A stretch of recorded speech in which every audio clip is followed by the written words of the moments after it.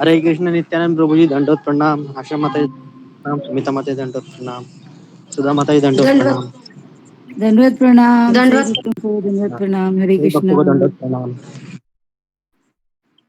सभी पशु वैष्णव भक्तों को हरे कृष्णा। आपके चरणों में दंड प्रणाम।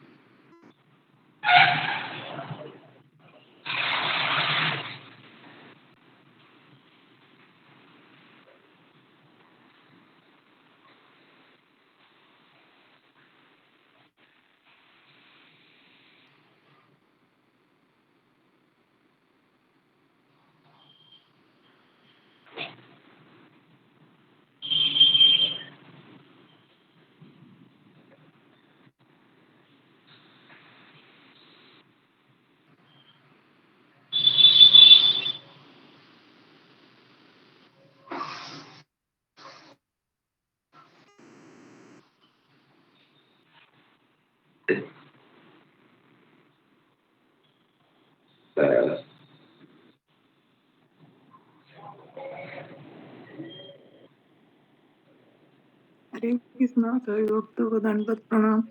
सतीश प्रभु जी, सुधा माता जी, सुमिता माता जी, प्रतिभा माता जी, सब हरे भक्तों को कृष्णा, दंडवत हरे प्रणाम। कृष्णा, हरे दंडवत कृष्ण प्रणाम, दंडोत सभी प्रणाम। हरे भक्तों को कृष्णा से दंडवत भक्तों प्रणाम। के चरणों में दंडवत प्रणाम। हरे कृष्णा से वैष्णव के चरणों में दंडवत प्रणाम। हरे कृष्णा। सतीश प्रभु जी, सुधा माता जी, सभी भक्तों दंडोत प्रणाम। दंडवत प्रणाम। दंडवत प्रणाम माता जी। हरे कृष्णा, हरे कृष्णा, हरे कृष्णा। आज आज किसका टर्न है?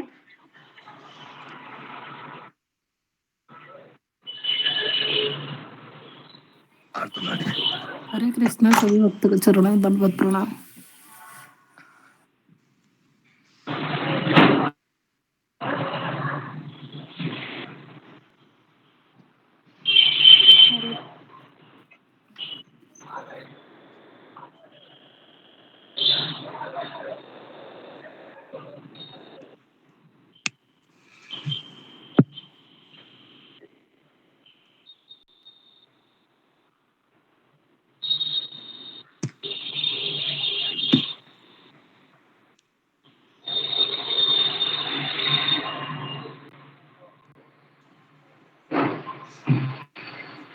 हरे कृष्णा।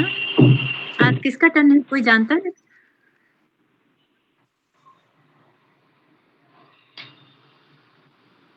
हरे कृष्णा माता जी, देख रही हूँ, पीछे देखिए, आपको मिल जाएगा शायद, है ना? जी जी जी।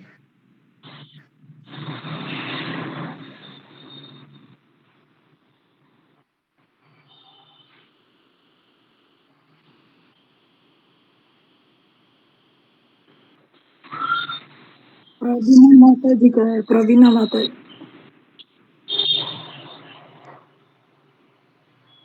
जी हरे कृष्णा। तो प्रवीणा माता जी नहीं आए हैं सर। तो आप कर लीजिए कोई ना। भक्त नरसिंह आरती करना चाहेंगे? आप कर लीजिए ना। आप ही कर लो प्रतिभा माता जी।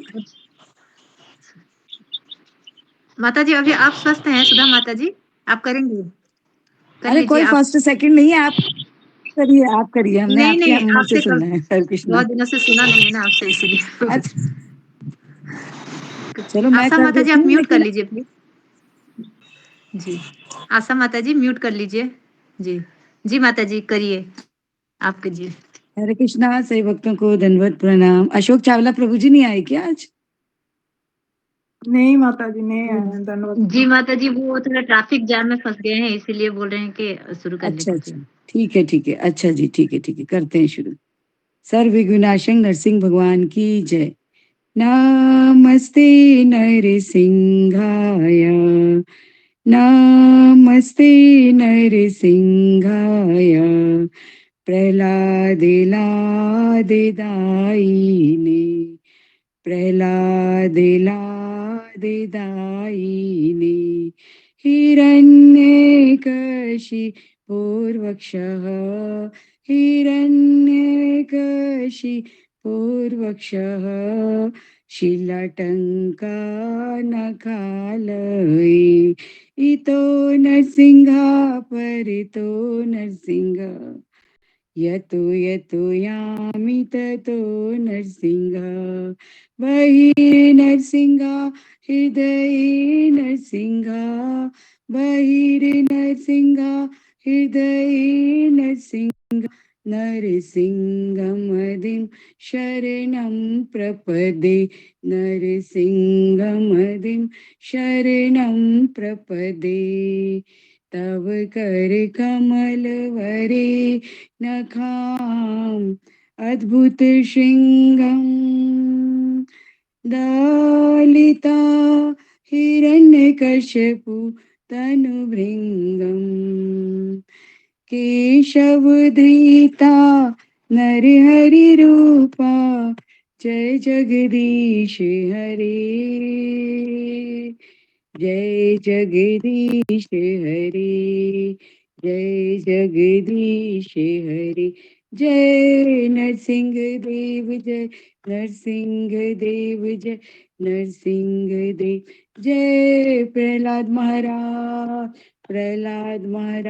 जय प्रहलाद महाराज जय जय प्रभुपाद सभी भक्तों को पंचक्षणा।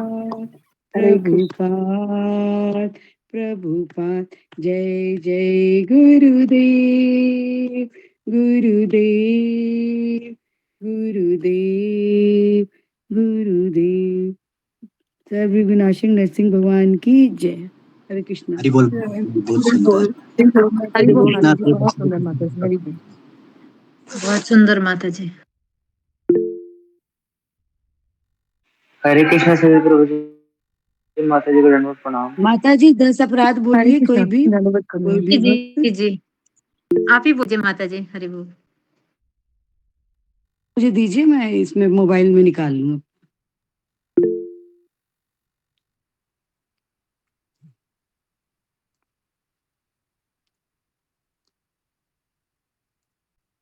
हरे कृष्णा। भगवान के नाम जप में होने वाले 10 अपराध। पहला, भगवान नाम के प्रचार में संपूर्ण जीवन समर्पित करने वाले महाभागवतों की निंदा करना। दूसरा, शिव ब्रह्मा आदि देवों के नाम को भगवान नाम के समान अथवा उसे स्वतंत्र समझना। तीसरा, गुरु की अवज्ञा करना अथवा उन्हें साधारण मनुष्य समझना। चौथा, वैदिक शास्त्रों अथवा प्रमाणों का खंडन करना। पांचवा, हरे कृष्ण महामंत्र के जप की महिमा को काल्पनिक समझना। छठा, पवित्र भगवान नाम में अर्थवाद का आरोप करना। सातवां, नाम के बल पर पाप करना। आठवां, हरे कृष्ण महामंत्र के जप को वेदों में वर्णित एक शुभ सकाम कर्म कांड के समान समझना। नौवां, अश्रद्धालु व्यक्ति को हरिनाम की महिमा का उपदेश करना। 10वां, भगवान नाम के जप में पूर्ण विश्वास न होना और इसकी इतनी अगाध महिमा श्रवण करने पर भी भौतिक आसक्ति बनाए रखना। भगवान नाम का जप करते समय पूर्ण रूप से सावधान न रहना भी अपराध है। प्रत्येक वैष्णव भक्त को चाहिए कि इन 10 प्रकार के अपराधों से सदा बचकर रहे ताकि श्री कृष्ण के चरण कमलों में प्रेम शीघ्र प्राप्त हो जाए, जो मनुष्य जीवन का परम लक्ष्य है। हरे कृष्णा। गलतियों के लिए क्षमा प्रार्थी हूँ। हरे कृष्णा। हरि बोल माता जी। बहुत सुंदर माता जी, हरि बोल। माता जी हरि बोल। हरि बोल माता जी। कृष्णा सभी भक्तों को चरणों में दंडवत प्रणाम। हरे कृष्णा। सभी भक्तों को धन्यवाद प्रणाम। हरे कृष्णा। सब भक्तों को दंडवत प्रणाम। हरे कृष्णा। हरे कृष्णा सभी भक्तों के चरणों में दंडवत प्रणाम। हरे कृष्णा। सभी भक्तों के चरणों में दंडवत प्रणाम। प्रभु जी के चरणों में दंडवत प्रणाम। गुरु जी के चरणों में दंडवत प्रणाम। हरे कृष्णा। माता जी, आपके वहाँ का मौसम कैसा है? हरे कृष्णा। रंजना माता जी, मौसम कैसा है गुजरात हाँ का? माता जी, अभी हाँ यहाँ पे सूरत में तो इतनी ठंड नहीं पड़ती, बीच पे 5-7 दिन पड़ी थी। अभी तो दिसंबर तो पूरा ठंडी नहीं था, जनवरी में थोड़ा था। यहाँ तो भयंकर कड़ाके की ठंड पड़ अभी 2 रही दिन से है। गर्मी थी, फिर 2 दिन से अभी जी हरे कृष्णा। हरे हाँ, दिल्ली कृष्णा। में तो हाँ, दिल्ली में तो यहाँ तो सहारनपुर है ना बहुत माता ठंड है, जी? बहुत ठंड। आप तो सहारनपुर में है ना? नहीं, मैं पानीपत हाँ, हूँ। उधर तो बहुत ठंड होगी। हाँ, उधर तो बहुत ठंड है यहाँ, हरियाणा पंजाब वगैरह में बहुत पानीपुरी ठंड में। है। हाँ, उधर बहुत पानीपत ठंड है। हाँ, बिहार में भी बहुत ठंड है, पटना में भी ठंड है। माता हाँ जी हाँ, मम्मी भी बता रही थी, पटना हरे में भी कृष्णा। हरे कृष्णा। दिल्ली यहाँ में पर भी बहुत बहुत ठंड ठंड है, है, दिल्ली आसाम में भी हरे बहुत कृष्णा। ठंड है। सही भक्तों को दंडवत प्रणाम। हरे कृष्णा। माता जी शिवानी माता जी हैं। हरे कृष्ण माता जी, दंडवत प्रणाम। हरे कृष्ण संकल्प जी माता जी आप एक भजन कीजिए तो। हरे कृष्ण। हाँ जी, हाँ जी माता जी। शिवानी माता जी कीर्तन करिए। हाँ जी माता जी, करते। हरे कृष्ण माता जी, दंडवत प्रणाम। हाँ जी।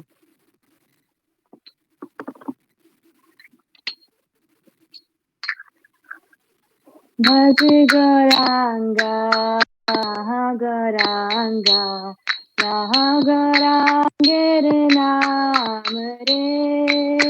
भज गौरांगा कहाँ गौरांगा गौरांगेर नाम रे। जय जना गौरांग बाज से होय हमर प्राण रे। जय जना गौरांग बाज से होय हमर प्राण रे।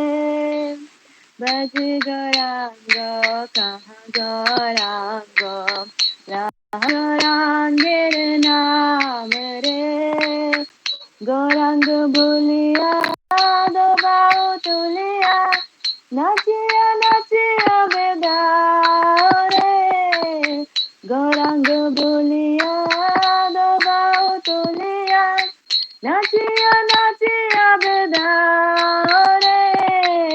गौरांग भजले गौरांग जपले होय दुखे रे अवसान रे। गौरांग भजिले गौरांग जपिले होय दुखे रे अवसान रे। भज गौरांग कहाँ गौरांग गौरांगेर नाम रे। भज गौरांग कहाँ गौरांग गौरांगेर नाम रे। जय जना गौरांग बाज से होय अमर प्राण रे।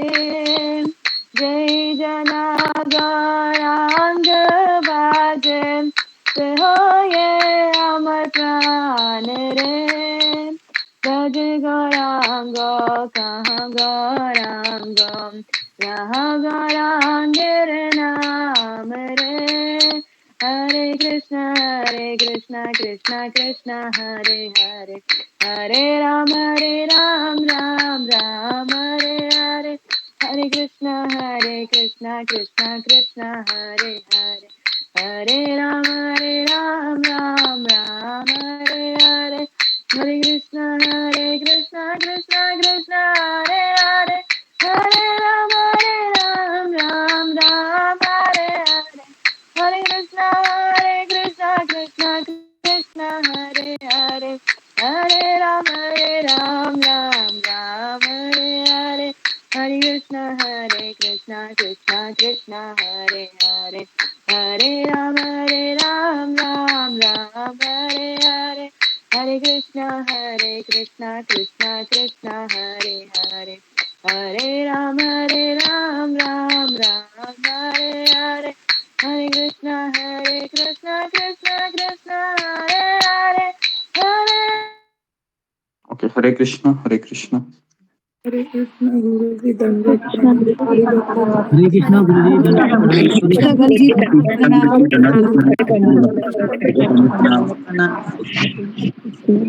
गुरु जी प्रणाम। हरे कृष्ण गुरु जी, दंडवत प्रणाम। हरे भक्त दंडवत प्रणाम। सभी भक्तों को चरणों में दंडवत प्रणाम। प्रणाम। श्री विष्णु दंडवत प्रणाम।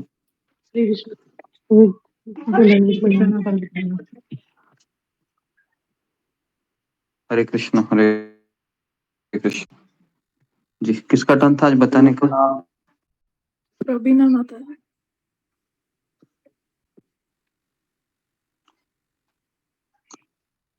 हरे कृष्ण पता नहीं मुझे भी किसका टर्न है।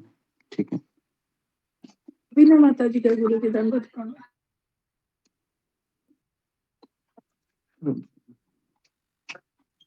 हरे कृष्ण गुरु जी, दंडवत प्रणाम। सभी भक्तों को धन्यवाद। हरे कृष्णा। ओम अज्ञानतिमिरन्धस्य पूर्णोगढ़। ओम अज्ञानतिमिरन्धस्य ज्ञानाञ्जनशलाकया चक्षुरुन्मीलितं येन तस्मै श्रीगुरुवे नमः। जय श्री कृष्ण चैतन्य प्रभु नित्यानंद श्री अद्वैत गदाधर श्रीवासादि गौर भक्त वृंद। मुखम करोति वाचालम पंगुम लंघयते गिरिम यत्कृपा तमहम वंदे श्री गुरु दीनतारिणम। हरे कृष्णा। ओके, तो सब लोग अपने कैमरा ऑन कीजिए।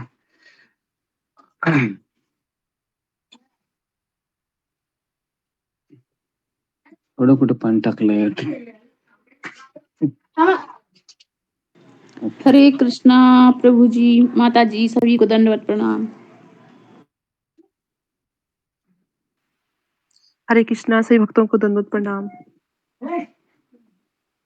हरे कृष्ण गुरु जी दंडवत प्रणाम। हरे कृष्णा, सबके चरणों में दंडवत प्रणाम। सब के चरणों में मेरे दंडवत प्रणाम। जी। हरे कृष्णा गुरु जी दंडवत प्रणाम। सभी भक्तों को हरे कृष्णा। आवाज आ रहा है मेरा? हरे कृष्णा हरे कृष्णा। जी हाँ गुरु, आ रहा है। आवाज आ रहा है? ओके। हरे कृष्ण गुरु जी, दंडवत प्रणाम।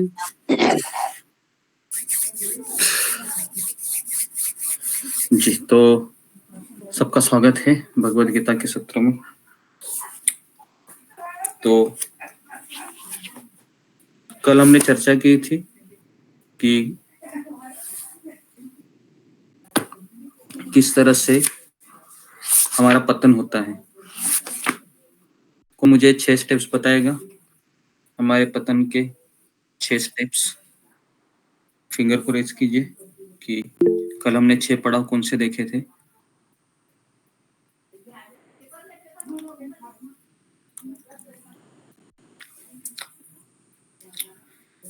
जी, रेखा बंडाले। हरे कृष्णा गुरु जी दंडवत प्रणाम। सभी भक्तों को गुरु जी, फर्स्ट आपने बताया चिंतन, मतलब हम किसी चीज का चिंतन करते हैं, फिर उसमें हमारी आसक्ति हो जाती है, तो सेकंड पॉइंट आसक्ति है। फिर थर्ड है काम, मतलब उससे काम उत्पन्न होता है। फिर क्रोध, फिर उसमें हमारा मोह होता है। फिर उससे हमारी स्मरण शक्ति भ्रमित हो जाती है। फिर उससे हमारी बुद्धि भी नष्ट हो जाती है। फिर एंड में हमारा पतन हो जाता है। इतना ही समझा गुरु जी। ओके, तो कल मैंने कौन सा उदाहरण दिया था क्रोध को समझाने के लिए? प्रतिभा कुमारी।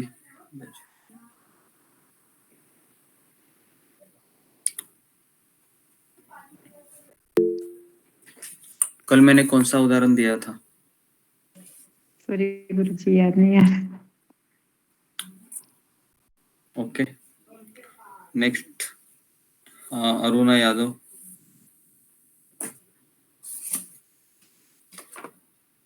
ने एक फैमिली का उदाहरण दिया जिसमें मतलब झगड़ा करते हैं। फिर वो हस्बैंड मतलब बोलते हैं कि मैं मतलब वो बच्चे को टेरेस पे लेके चले जाते हैं। फिर बोलते हैं कि मैं इसको फेंक दूंगा। फिर वाइफ और गुस्से में रहती है, वो बोलती है ठीक है आप फेंक दो, मतलब बोलती है कि वो तो आपका भी बच्चा है तो आप फेंक दो। तो गुस्से में फेंक देते हैं, तो जिससे वो देखते हैं नीचे कि बच्चा भी मतलब मर जाता है। फिर वो मतलब कूद जाते हैं। उसके बाद वाइफ आके ऊपर देखती है कि नहीं रहते, तो फिर वो भी कूद जाती है। गुरु जी, आपने ये उदाहरण दिया था। हरे कृष्णा गुरु जी। ओके जी, तो इसके लिए हमको क्रोध करना चाहिए क्या?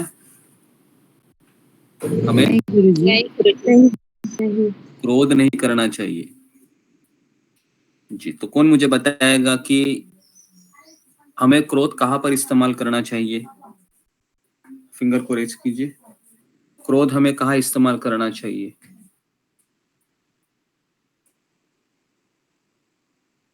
जी, जहाँ विशाल यादव।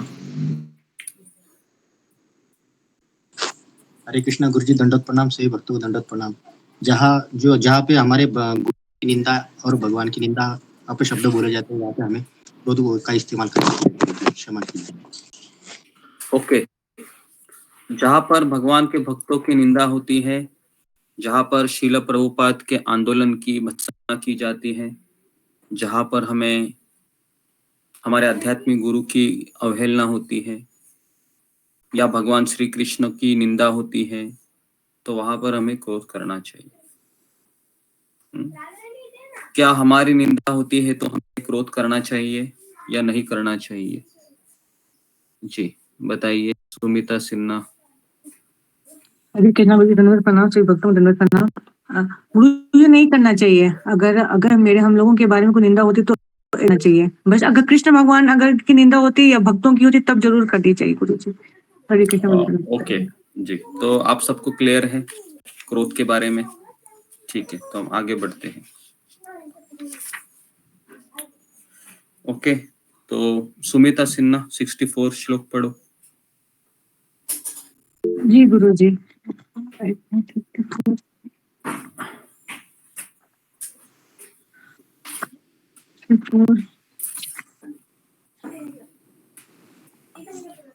गुरु जी 1 मिनट।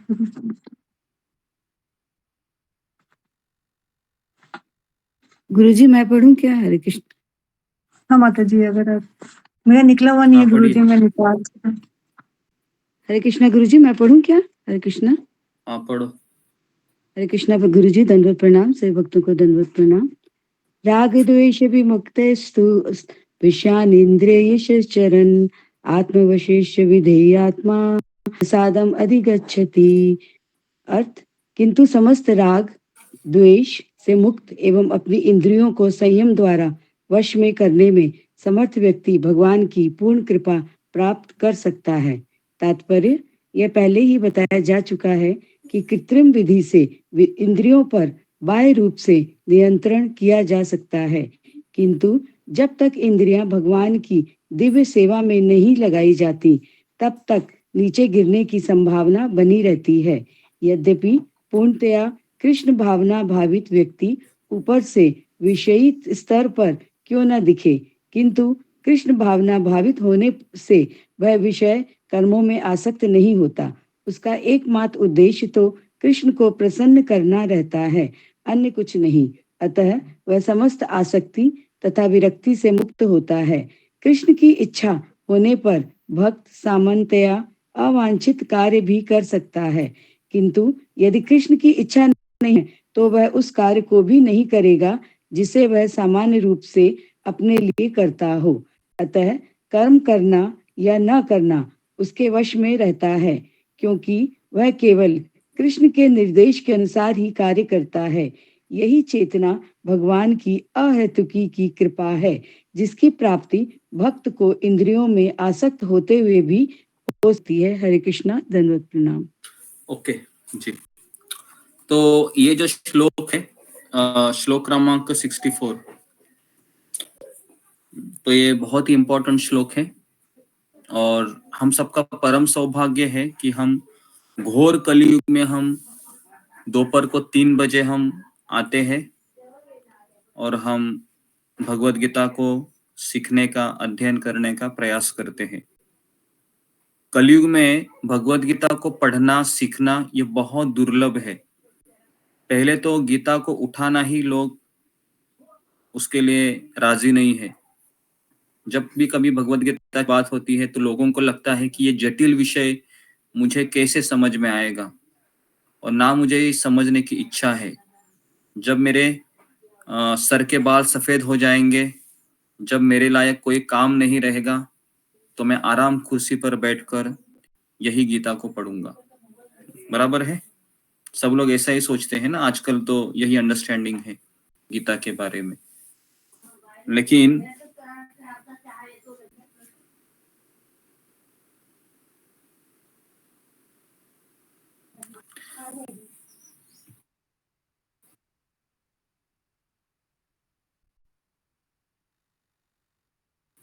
तो इसलिए भगवत गीता को अपने जीवन में कितना आवश्यक है, ये वही व्यक्ति समझ सकता है जिसको ये पता चला है कि किसी भी यंत्र को चलाने के लिए एक मैनुअल की आवश्यकता होती है। ठीक उसी प्रकार से भगवान ने हमें ये मनुष्य जीवन दिया है, तो ये मनुष्य जीवन कैसे जीना चाहिए, कैसे मुझे इस संसार में रहते हुए, अनासक्त होते हुए, दुखों को दूर करते हुए, भगवान का जप करते हुए कैसे मुझे अपने जीवन का यापन करना चाहिए, ये हमें भगवत गीता सिखाती है। आज संसार में लोग दुखी क्यों है, इसका एक ही कारण है कि वो बिना मैनुअल के जीवन जी रहे हैं। क्योंकि गीता में बताया है कि जीवन जीना कैसे चाहिए, क्या खाना चाहिए, कैसे खाना चाहिए, उसके बाद कैसे हमें दूसरों को कटु शब्द नहीं बोलने चाहिए, भगवान की आवश्यकता मेरे जीवन में क्यों है, सकाम कर्म क्या है, निष्काम कर्म क्या है, काम क्या होता है, क्रोध क्या होता है, लोभ किसे कहते हैं, ये सारे प्रश्नों के उत्तर भगवत गीता में है। लेकिन हमारा इतना दुर्भाग्य है कि हमें बचपन से यही पढ़ाया जाता है कि बड़ा बनकर पढ़ लिख के बड़ा हो जाओ और अच्छे सैलरी का जॉब ले लो और फिर शादी करो, एक 1 BHK फ्लैट ले लो, 4 व्हीलर ले लो, नौकर चाकर होने चाहिए घर में, बराबर है। और उसके बाद जब तुम बूढ़ा हो जाएगा, रिटायर हो जाएगा, तो भगवत गीता पढ़ते रहो। लेकिन आप लोगों ने रिटायर होने के बाद गीता पढ़ने वाले लोगों को देखा है क्या? तो ऐसा भी नहीं है, ठीक है। तो यहाँ पर भगवान श्री कृष्ण है, कहते हैं राग द्वेष विमुक्तेस्तु। राग मतलब लगाव, आसक्ति, और द्वेष मतलब वैराग्य। एक भक्त है वह आसक्त भी नहीं होता है और वो भक्त वैरागी भी नहीं होता है। इसका तात्पर्य क्या है? आसक्ति तो समझ में आती है कि मुझे आसक्त नहीं बनना है, मुझे मेरे कृष्ण, मेरे आध्यात्मिक गुरु से मुझे आसक्त होना है। क्योंकि यही दो लोग हैं, एक्चुअली दो नहीं, एक ही व्यक्ति होता है वो।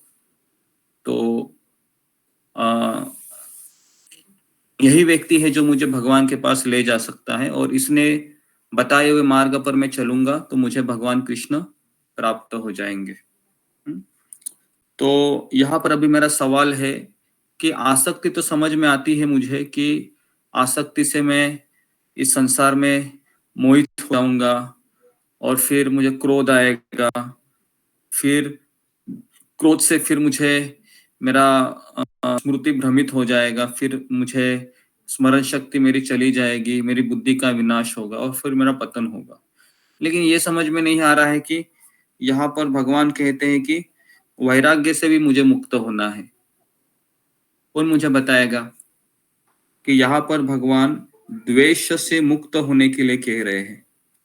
द्वेष मतलब एक तरीके से प्रभुपाद ने इसका अनुवाद किया है कि वैराग्य। जी, तो बताइए कि मुझे कृष्ण के पास जाने के लिए बिल्कुल एकदम वैरागी भी नहीं बनना है। जी बताइए, कौन बताएगा इसको? थोड़ा सा क्वेश्चन थोड़ा जटिल है, लेकिन प्रयास कीजिए। आसक्ति तो समझ में आती है, लेकिन वैराग्य भी ज्यादा नहीं होना चाहिए। बैलेंस वैराग्य या सही वैराग्य की व्याख्या क्या है? मैंने 2-3 दिन पहले ही बताई थी आपको। सही वैराग्य किसे कहते हैं, शायद उससे आपको उत्तर मिल जाए। जी ओके, रीना सिंह। हरे कृष्णा भगवान गुरुदेव से गुरुदेव, वैराग्य में जो है हर चीज को हम ना बोलते हैं, जैसे कि सब निर्विशेषवादी जो है कि वो ऐसा करते हैं कि हर चीज को ना बोलते हैं, लेकिन तनिक भी इच्छा उत्पन्न होने पे वो पुनः जो है कि वो उनका पतन का कारण बन जाता है। तो उपाध्याय जी के हमें इतना वैरागी नहीं बनना है, हमें जो है कि हर वस्तु का उपयोग जो है कि हम भगवान की सेवा में कर सकते हैं। तो हमें इस प्रकार कृष्ण भावना भावित वैरागी बनना है कि कि अच्छा प्रसाद बनाइए, भगवान को भोग लगाइए और उसको ग्रहण करिए। तो ये भी एक तरीके से वैराग ही है। हरे कृष्णा प्रणाम गुरुदेव, कुछ गलती तो क्षमा करिएगा।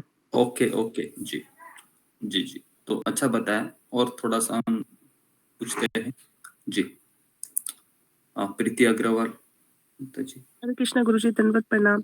गुरुजी जो अभी माता जी ने बताया मेरा भी वही आंसर था कि जो वैरागी होते हैं उन्हें कुछ भी नहीं चाहिए। जैसे आपने एक बात बताया था कि किसको शांति में रहना पसंद है, कुछ कोई नहीं चाहिए, तो वो ब्रह्म में लीन होते हैं।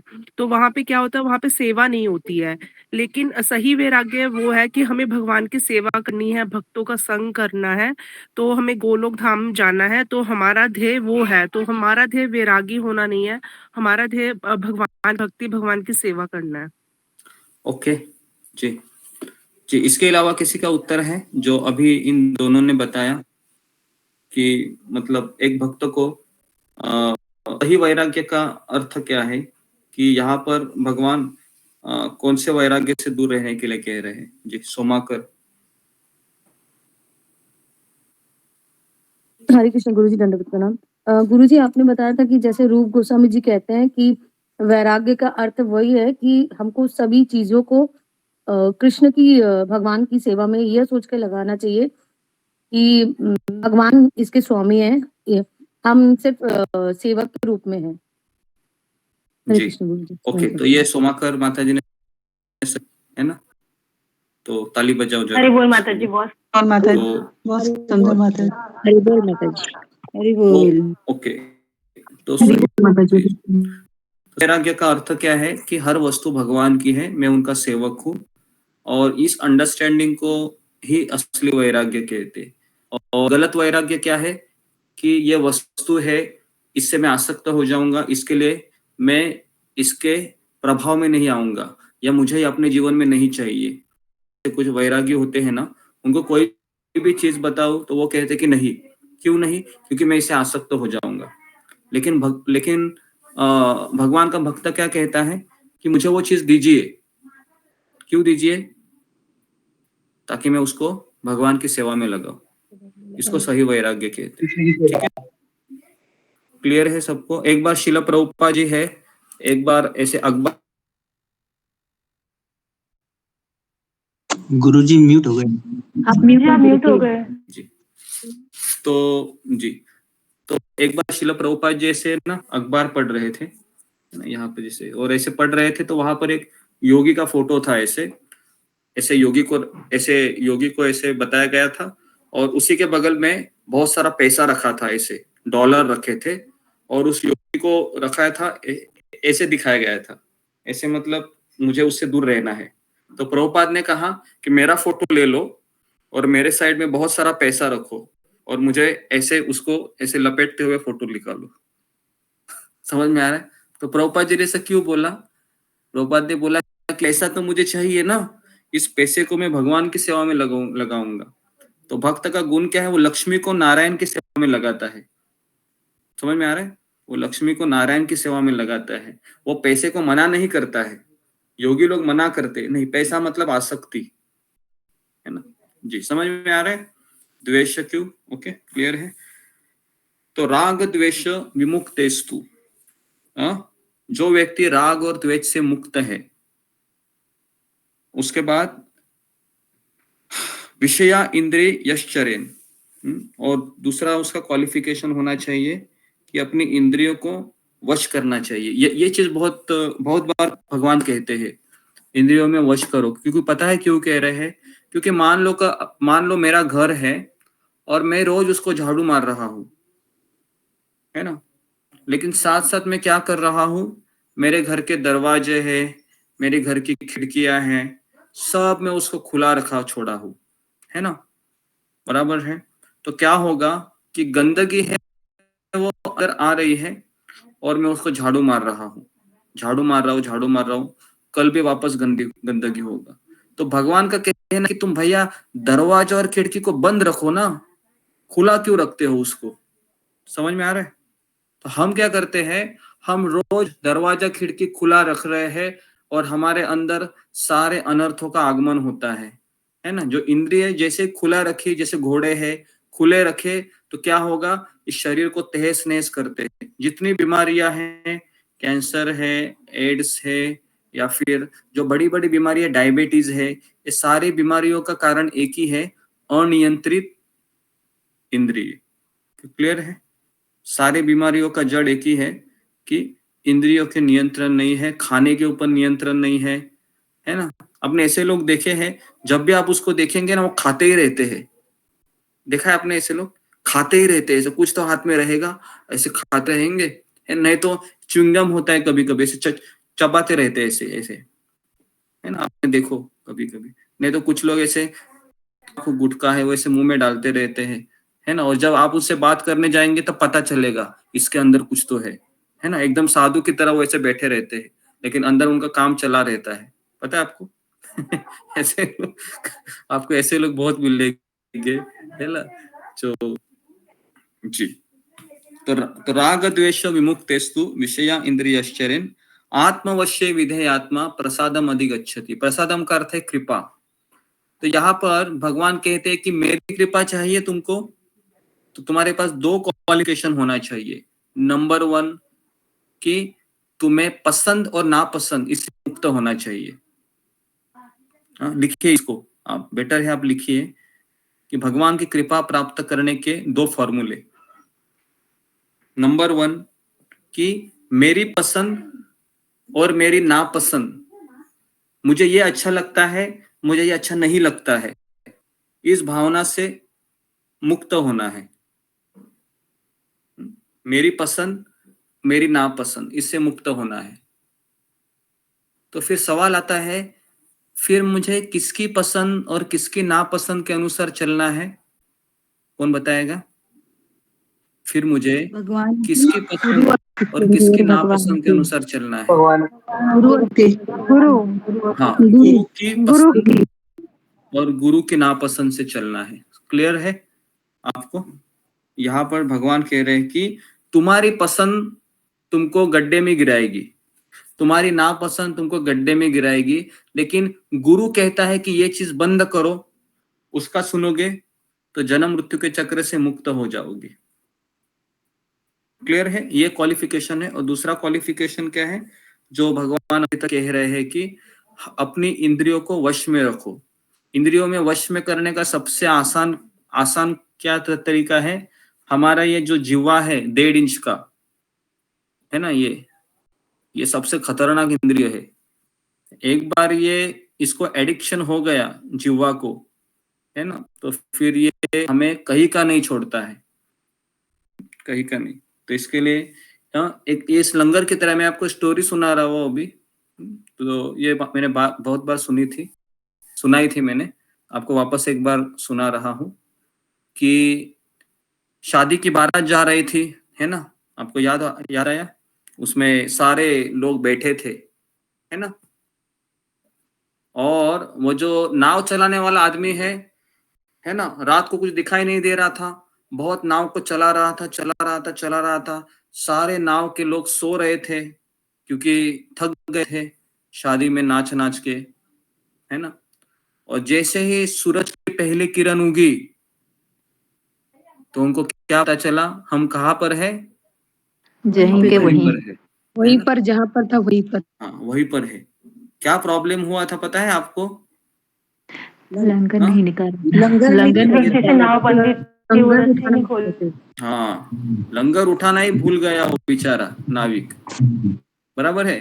तो हम ऐसा ना हो जाए कि 4 साल 5 साल 6 साल 10 साल 16 माला कर रहे हैं, 4 बजे उठ रहे हरे कृष्णा हरे कृष्णा हरे कृष्णा हरे कृष्णा, और लंगर ही नहीं उठाया भाई। समझ में आ रहा है? तो क्या होगा फिर?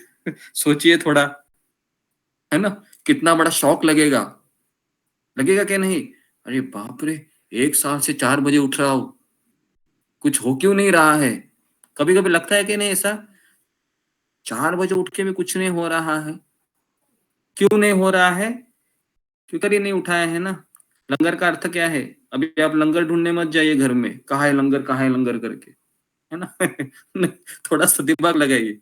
ओके, तो लंगर का अर्थ है कि हमारा जो लगाव है वो हमने छोड़ा ही नहीं परिवार के प्रति ना। देखिए लगाव तो रहेगा, लेकिन ऐसा लगाव हो सकता है क्या मेरे परिवार के प्रति कि ये कृष्ण का अंश है इसलिए मैं इससे प्रेम करती हूँ, या मैं इसलिए इससे प्रेम करता हूँ। अभी हमारा लगाव कैसा है? ये मेरे इंद्रियों को आनंद दे रहा है, ये व्यक्ति मेरी इंद्रियों को आनंद दे रही है, तो इसलिए मैं इसके ऊपर प्रेम करता हूं, बराबर है। हमारा तो ऐसा ही है ना अभी, है ना, सबका ऐसा ही है ना। जब बेटा बोलता है माँ माँ माँ माँ, तो उस माँ में क्या है, भगवान का अंश है क्या, वो नहीं देख रहे हैं। ये मेरा है ना, मेरा कलेजे का टुकड़ा है ये, बराबर है, ऐसा ही समझते हैं ना हम। मेरे कलेजे का टुकड़ा है, आजा आजा बेटा आजा, सब फिर सारे भगवत गीता भागवत ऐसे ऊपर ऐसे चला जाता है ना। उस समय जब बच्चा आता है तो ऐसा लगता है कि छोड़ दो, ये है ना, ये गीता भागवत साइड में रहने दो, आजा बेटा आजा बेटा। फिर वो थोड़ा बड़ा होने के बाद, शादी होने के बाद, वो बराबर फिर वो लात मारता है कि नहीं, फिर बहुत भारी पड़ती है वो, है ना। तो इसलिए फिर जी, तो राग द्वेष विमुक्तेस्तु विषयान इंद्रियश्चरन् आत्मवश्ये विधेयात्मा प्रसादम अधिगच्छति। अधिगच्छति मतलब प्राप्त करना। ओके, तो इसलिए ये लंगर का जो उदाहरण हमने दिया अभी, ये बहुत ही सटीक एग्जाम्पल है कि कभी कभी माला, गीता का पाठ या फिर यात्राएं करने के बाद भी मेरी प्रगति नहीं हो रही है, क्योंकि मेरा जो लगाव है मेरे परिवार के प्रति, घर के प्रति, रिश्ते के प्रति, समाज के प्रति, उसको छोड़ने में तैयार नहीं हूं मैं। ठीक है, तात्पर्य में प्रभुपाद लिखते हैं कि पहले ही बताया जा चुका है कि कृत्रिम विधि से इंद्रियों पर बाह्य रूप से नियंत्रण किया जा सकता है, किंतु जब तक इंद्रिय भगवान की सेवा में नहीं लगती तब तक नीचे गिरने की संभावना बनी रहती है। तो इसलिए जो बड़े बड़े योगी लोग रहते हैं ना, वो अपने घर परिवार को छोड़कर आश्रम में रहने जाते हैं, लेकिन आश्रम में रह के वो ध्यान करते हैं, योगा करते हैं, तपस्या करते हैं, है ना। तो इसलिए भगवान की सेवा में न लगने के कारण इंद्रिया वापस, उनके मन में इच्छाएं है, वह वापस उस जन्म होता है और फिर वापस वह अपने घर में चले जाते हैं, है ना। तो ऐसे कई एग्जाम्पल है इतिहास में, जो भगवान की प्राप्ति करने के लिए चले गए लेकिन अच्छे गुरु नहीं मिले उनको, ध्यान करने बैठ गए या फिर योगा करने बैठ गए, और फिर वो वापस उनको लगा कि इसमें कुछ आनंद नहीं आ रहा है, मेरी इंद्रिय तो मुझे अभी बहुत ज्यादा ही तकलीफ दे रही है। फिर वापस आते हैं, शादी करते हैं या फिर घर बसाते हैं या फिर छोड़ी हुई पत्नी के पास वापस संसार में लग जाते हैं। तो इसलिए प्रभुपाद तात्पर्य में लिखते हैं कि जब तक भक्त अपनी इंद्रियों को भगवान की सेवा में नहीं लगाता है, ऋषिकेन ऋषिकेश सेवनम, है ना, ऐसा एक श्लोक आता है ना, सर्व उपाधि विनिर्मुक्त तत्परत्वेन निर्मलम ऋषिकेश ऋषिकेश सेवनम भक्ति रुच्यते। तो ऐसा भागवतम में श्लोक है, सर्व उपाधि विनिर्मुक्तम। सर्व उपाधि मतलब मेरी माँ, पिताजी, भाई बहन, पति पत्नी, ये सब उपाधियों को धारण करके रखा हूं मैं। तो जब तक ये उपाधि आत्मा को पकड़ के रहेगी तब तक हम इससे मुक्त नहीं होने वाले हैं, है ना। तो एक बार जनक महाराज है, उनके आश्रम में वो अष्टवक्र मुनि आए थे, याद है, मैंने स्टोरी सुनाई थी ये भी, है ना। तो जनक महाराज अष्टवक्र मुनि को कहते हैं कि मैं इतना बड़ा राजा हूँ, बहुत सारा राजपाट में मेरा मन डूबा रहता है, तो हे ऋषिवर मुझे बताइए कि मैं माया से कैसे मुक्त हूँ, है ना। तो अष्टवक्र मुनि है, वह बगीचे में जाते हैं दौड़ दौड़ के और एक पेड़ को जोर से पकड़ते हैं और क्या कहते हैं, छोड़ दो छोड़ दो छोड़ दो छोड़ दो छोड़ दो छोड़ दो, है ना। तो सारे सैनिक देखने लगे, अष्टवक्र मुनि पागल है लगता है ना, पेड़ को पकड़ कर कह रहा है छोड़ दो छोड़ दो। लेकिन जनक महाराज को पता चला, क्या पता चला जनक महाराज को, कि मैंने ही इस संसार को पकड़ा है और मैं क्या बोल रहा हूं, मैं बोल रहा हूं छोड़ दो मुझे, है ना। बराबर है, हम सबके परिस्थिति ऐसी है, मैंने ही पकड़ा है और कृष्ण को कह रहे हैं, कृष्ण मुझे माया से निकालो ना, कृष्ण मुझे माया से निकालो ना, है ना, मैंने पकड़ा है ऐसे। क्या बोल रहा हूँ, कृष्ण मुझे माया से निकालो ना। तो कृष्ण क्या बोल रहे हैं हमें, अरे तुमने पकड़ा है और मुझे बोल रहा है निकालने को, अरे तुम ही छोड़ो ना, बराबर है, तुम ही छोड़ो ना। लेकिन नहीं हो रहा है, बराबर है ना।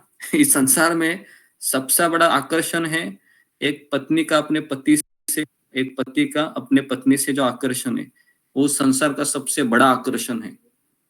अगर इससे कोई निकल जाता है तो वही भगवान को प्राप्त करता है, नहीं तो क्या होगा फिर।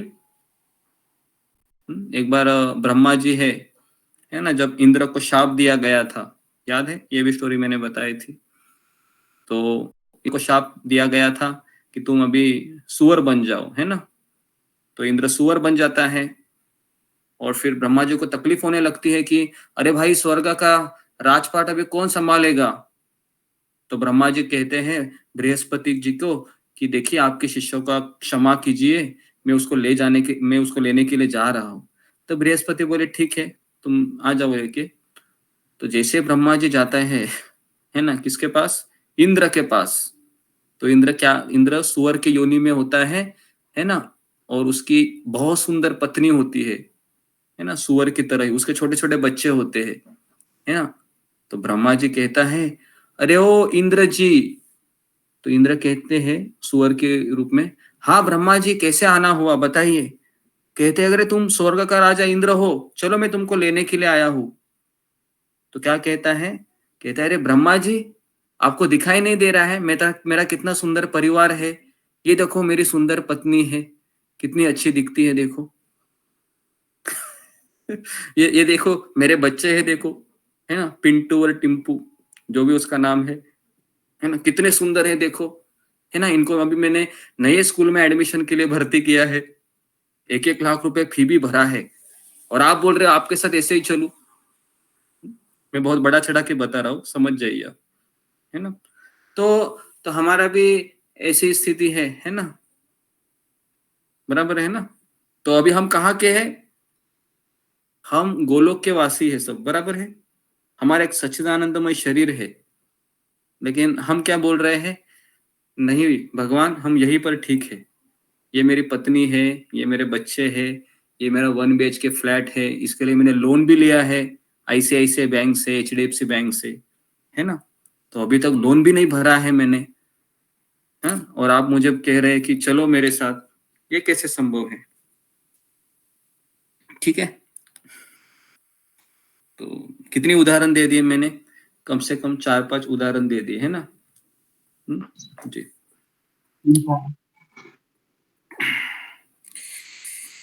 तो आगे लिखा गया है कि यद्यपि पूर्णतया कृष्ण भावना भावित व्यक्ति ऊपर से विषय स्तर पर क्यों न दिखे, किंतु कृष्ण भावना भावित होने से वह विषय कर्मों में आसक्त नहीं होता। जी, तो देखो यहाँ पर लिखा हुआ है कि ऐसा बाहर से दिखाई देता है कि ये जॉब कर रहा है, बराबर है, मॉल में जा रहा है, फ्लाइट में बैठ रहा है, AC के टिकट खरीदता है, या फिर ऐसा दिखाई देता है कि ये भी विषय ही है, लेकिन उसके मन में किसकी सेवा का वह ध्यास लगा के घूम रहा है, कृष्ण की सेवा लेकर चल रहा है वो, है ना।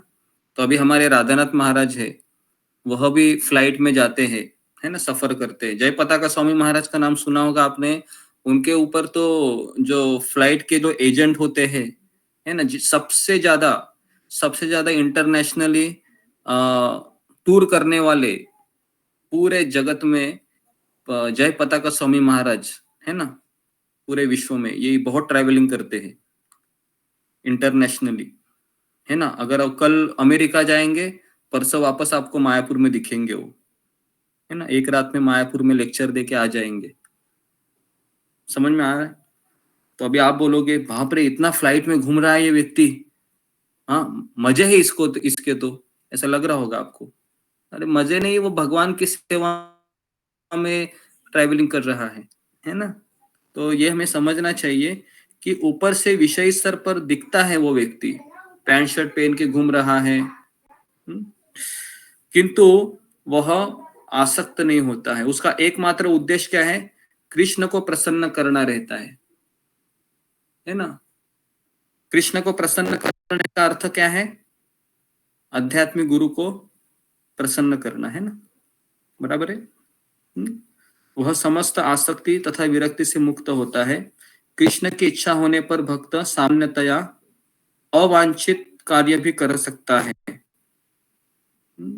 कौन बताएगा मुझे, कौन सा उदाहरण आप दोगे? कृष्ण की इच्छा होने पर वह अवांछित मतलब गलत कार्य भी कर सकता है। कौन सा उदाहरण आपको याद आ रहा है? कृष्ण ने कहा और तुम ये गलत काम है करो, और उसने किया भी, कृष्ण की इच्छा है। जी मंजू सिंह। हरे कृष्णा गुरुजी, दंडवत प्रणाम। गुरुजी, मुझे युधिष्ठिर महाराज का जो है याद आ रहा है, क्योंकि युधिष्ठिर महाराज जो है कभी भी असत्य नहीं बोलते थे। लेकिन जब श्री कृष्ण महाराज ने कहा कि जो है ये कहो कि अश्वत्थामा मारा गया है, तो उन्होंने ये चीज कृष्ण जी के आदेश पर की। तो ये मुझे याद आ रहा है। हरे कृष्णा गुरुजी, दंडवत। जी जी, तो ये बहुत सुंदर एग्जाम्पल इसको मिला है मंजू सिंह को। बराबर है। झूठ बोलना गलत है या अच्छा है?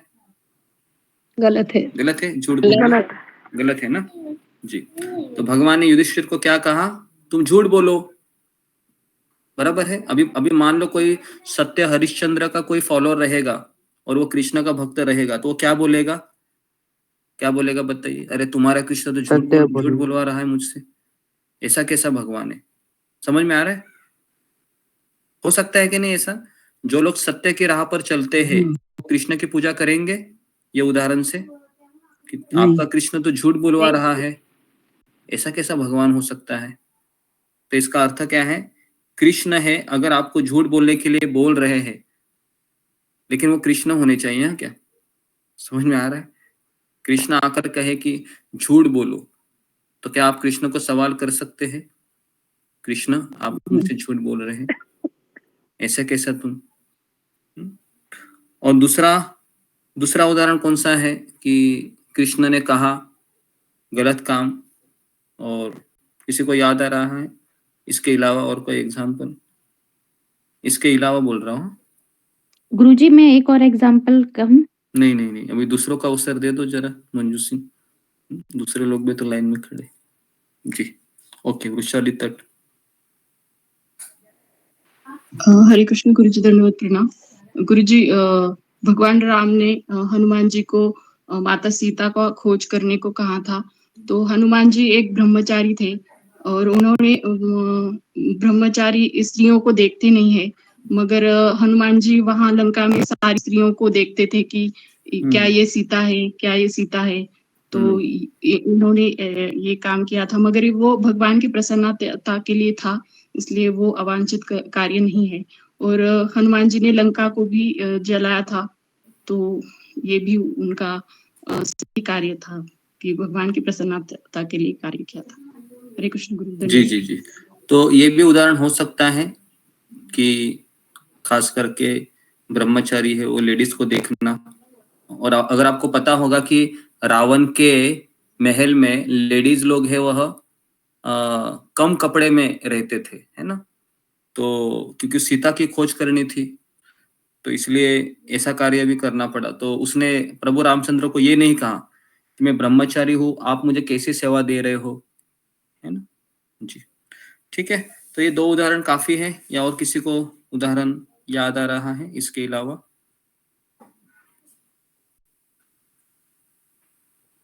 ठीक है, कौन सा उदाहरण है? सुधा गुप्ता,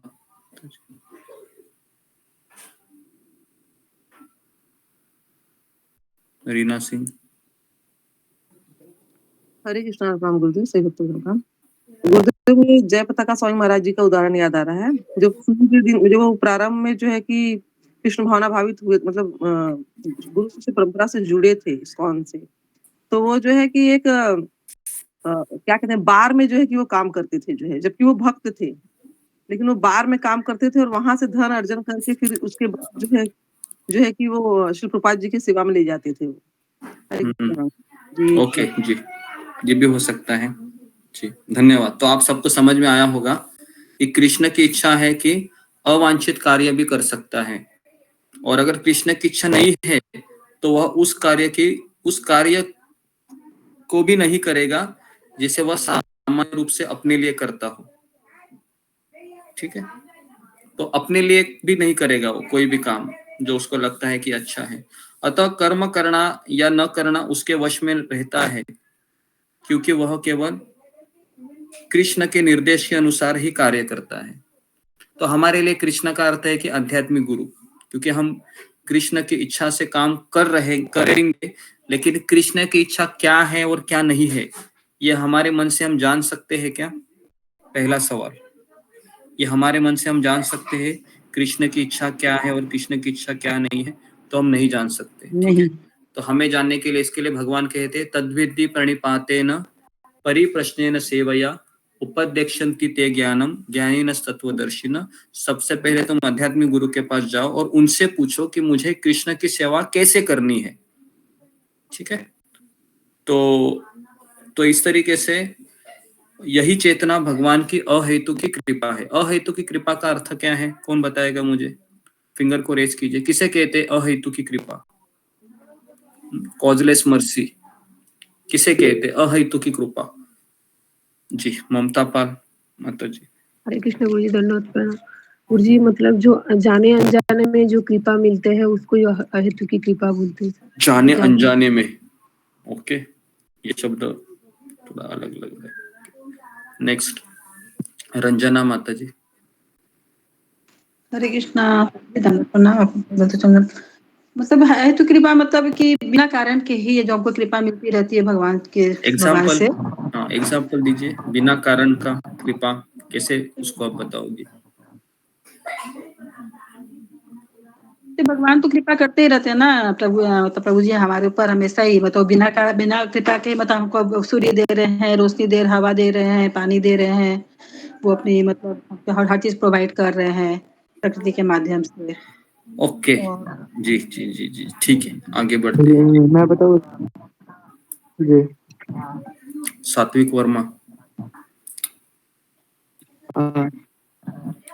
हरे कृष्ण गुरु जी, दंडवत प्रणाम। सभी प्रभु जी माता जी को दंडवत प्रणाम। गुरु जी आपने एक उदाहरण दिया था कि यदि कोई एक भक्त है, अगर उसको बहुत कृपा मिल रही है, लेकिन अगर हम ये सोचेंगे कि ये भक्त है, इसको मेरे से ज्यादा कृपा क्यों मिल रही है, तो हमारा निश्चय पतन हो जाएगा।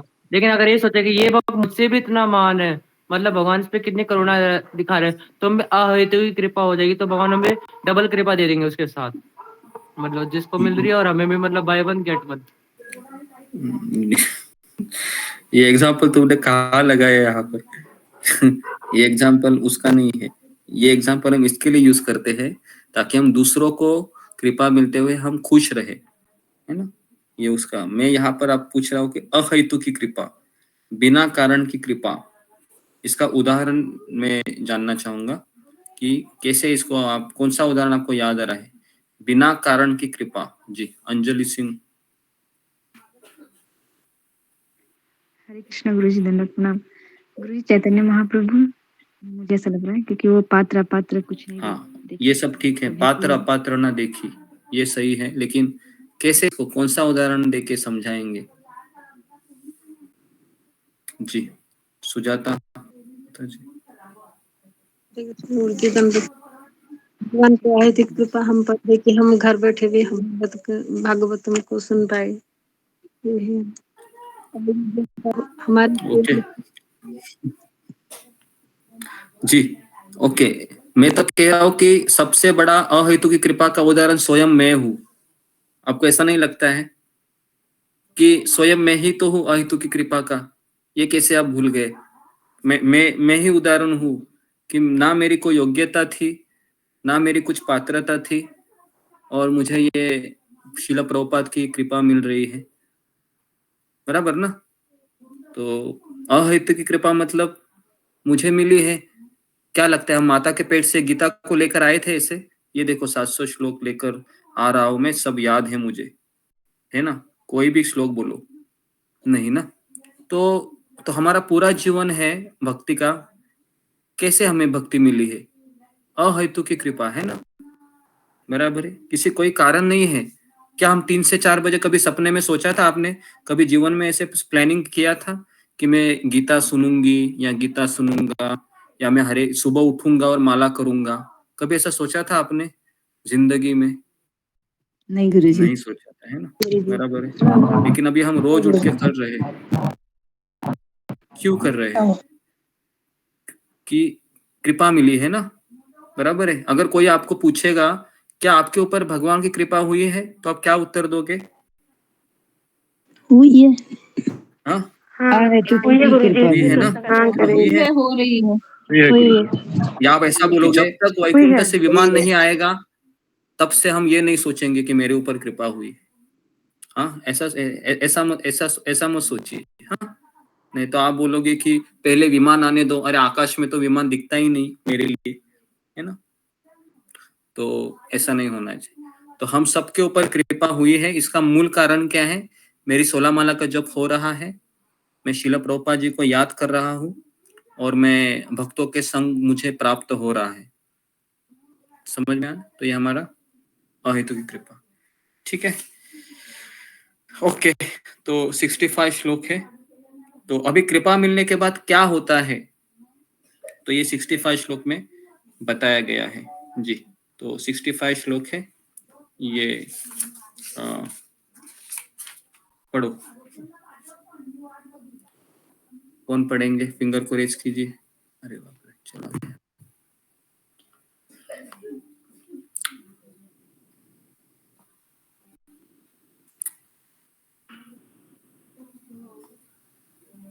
जी पढ़िए। शिवानी बिश्त पढ़ो। प्रणाम, सभी भक्तों को दंडवत प्रणाम। प्रसादे सर्व दुःखाना हानिर्यस्योपजायते प्रसन्नचेतसो आशु बुद्धि पर्यावष्टति। इस प्रकार से कृष्ण भावनामृत में तुष्ट व्यक्ति के लिए संसार के तीनों ताप हो जाते हैं और ऐसी चेतना होने पर उसकी बुद्धि शीघ्र ही स्थिर हो जाती है। जी, तो कृष्ण भावनामृत में तुष्ट व्यक्ति के लिए संसार के तीनों ताप नष्ट हो जाते हैं। जी, क्या हमारे 3 ताप नष्ट हुए हैं? कितने लोगों को लगता है कि अगर मेरे पर अहेतु की कृपा हुई है तो क्या मेरे 3 ताप नष्ट हुए हैं? प्रतिभा कुमारी कहती है कि नहीं नष्ट हुए हैं। तो उसी को हम पहले पूछते हैं। हाँ, प्रतिभा कुमारी बोलो, 3 ताप नष्ट क्यों नहीं हुए हैं आपके? क्योंकि गुरुजी हाँ, 3 ताप नष्ट क्यों नहीं हुए? अभी भी हाँ, अभी भी हम मतलब ध्यान पूर्वक नहीं करते हैं 16 माला और तीनों क्लास नहीं अटेंड कर पाते और ध्यान पूर्वक नहीं सुनते हैं और भ्रमित रहते हैं और अपने मन से करते हैं प्रयास, इसलिए। ओके, इसलिए 3 ताप नष्ट नहीं हुए, ऐसा कहना है? जी गुरुजी। ओके जी, तो जी हमारे ग्रुप में किसी के 3 ताप नष्ट हुए हैं क्या हम चेक करेंगे? ओके, चेक करते हैं जी। तो अहेतु की कृपा सबको मिली है। क्या 3 ताप नष्ट हुए हैं? है ना? अभी मैंने 3-4 दिन पहले ही कहा कि मुझे कुत्ते ने काट लिया तो मुझे बहुत दर्द हुआ, इंजेक्शन लेने पड़ रहे हैं। तो अभी मैं सोच रहा था कि मेरे तो ताप अभी भी बढ़ ही रहे हैं। क्या बोलेंगे? जी बोलिए, कौन है हमारे ग्रुप में जिसके तीनों ताप नष्ट हुए हैं? जी, और आपको एक्सप्लेन कराना है मुझे कि नष्ट कैसे हुए। जी जी, रंजना माता जी बताइए।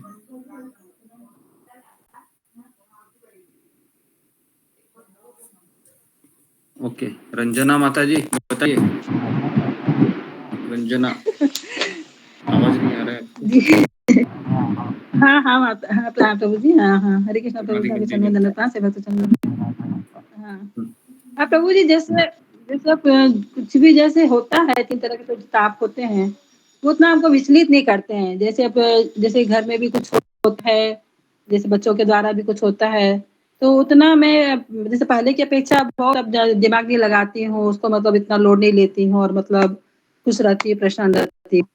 और ऐसे भगवान की दया से कोई वैसा बीमारी भी नहीं है और कोई मतलब किसी तरह का वैसा कष्ट परेशानी नहीं है मेरे साथ।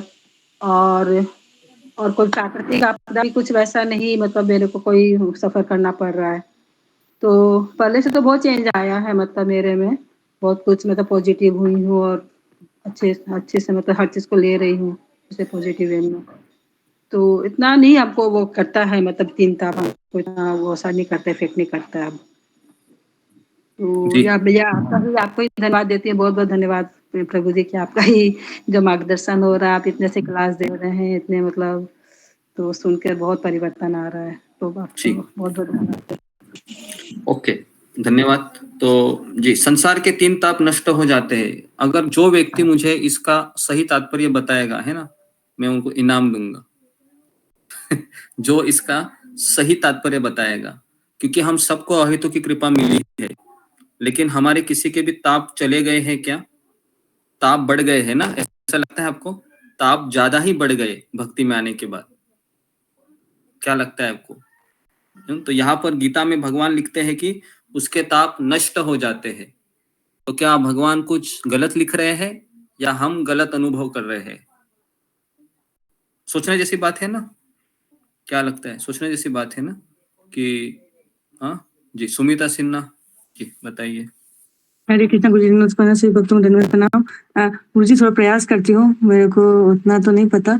तो गुरु जी जो भगवान जी सही बोल रहे हैं यहाँ पे, और उनके कहने का तात्पर्य ये है कि जब तक इस भौतिक जीवन ये भौतिक दुनिया में रहेंगे तो वो तो रहेगा ही।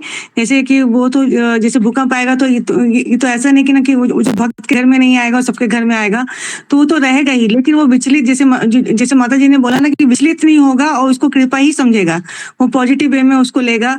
या तो कुछ भी हुआ, जैसे कि ये जो डेंगू हो गया, कुछ भी हो गया, तो उसको कृपा समझेगा कि ना ये जो भगवान चाह रहे हैं कि और हम नजदीक जाएं, तो उसको हमेशा खुश रहेगा कि नहीं भगवान तो हमसे ना और प्रेम कर रहे हैं। तो मेरे को लगता है गुरु जी यही बोलना चाह रहे हैं भगवान जी की वो जितने भी जो भी ताप मिलेंगे उसको पॉजिटिव लेकर शायद। गुरु जी हरे कृष्ण गुरु जी, उसका नाम जी जी जी ओके। तो सुमिता माता जी ने बहुत अच्छा आंसर दिया है, ताली बजाओ जरा इसके लिए, धन्यवाद। हरि बोल माता जी, हरि बोल, हरि बोल, हरि बोल माता जी, बोल माता जी, हरि बोल। बोल माता जी, हरि बोल, हरि बोल माता जी। जी, 3 ताप नष्ट हो जाते। इसका तात्पर्य क्या है कि जब मेरे ऊपर तीनों तापों का आघात होगा, जैसे आदि भौतिक क्लेश का अर्थ है परिवार वाले चिल्लाएंगे या परिवार वाले बहुत दोष भी देंगे कि क्या 16 लाख कर रहे हैं, क्लास सुन रहे हैं, फिर भी आप विचलित नहीं होंगे।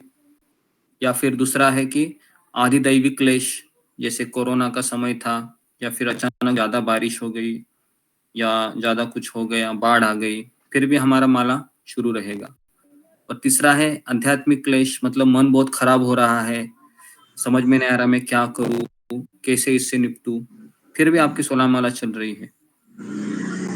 तो समझने का कि ये मेरे ऊपर मेरे तीनों ताप नष्ट हो चुके हैं। मतलब किसी भी परिस्थिति में वह आध्यात्मिक गुरु की आज्ञा का पालन करते हुए चलते रहता है।